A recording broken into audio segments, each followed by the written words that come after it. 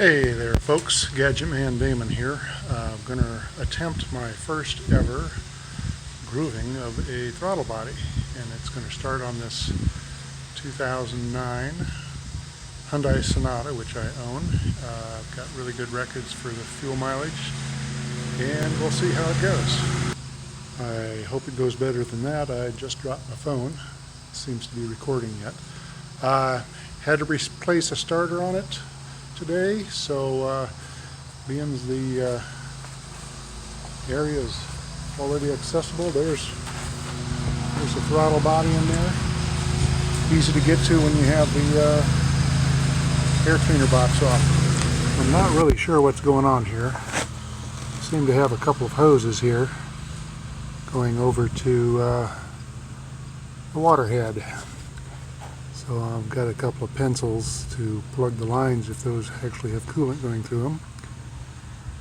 And then I'll just be taking these 4 10mm bolts off and obviously disconnecting the electrical.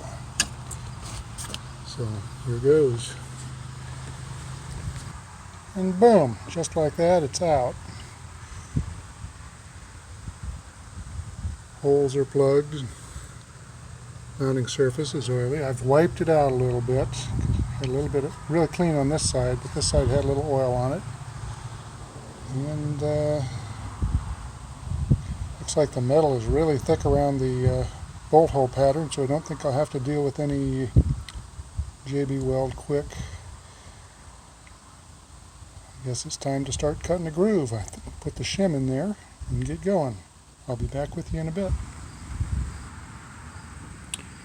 Okay, so I got a little bit of transmission fluid, my pneumatic driver with a bit in it, and my throttle body, which has a shim on the upstream side, and I'll be cutting the groove right down in here. Well, the groove is in there. It fits fairly tightly on the tool, but I can tell by the damage on the throttle plate that I probably need to control the bit a little bit tighter. Keep that from getting damaged. But time to clean up the shards and put it back in and see what happens. Well, the throttle body is back in, and yep, it's got a groove in it. So I still have to change the oil on it, on the whole car, but I think we're ready to test it.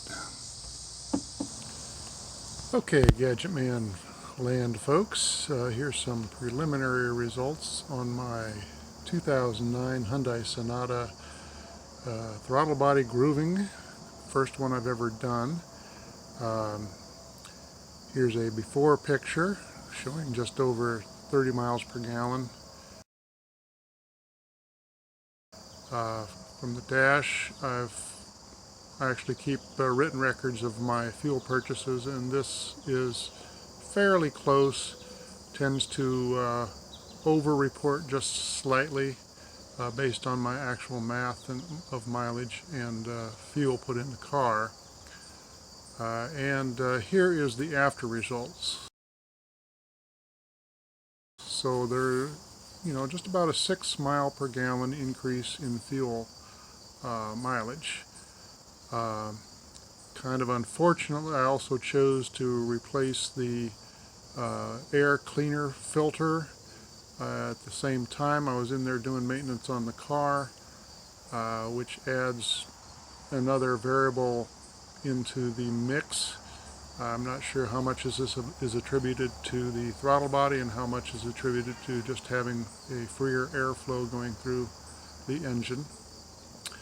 I have done nothing with the PCV yet.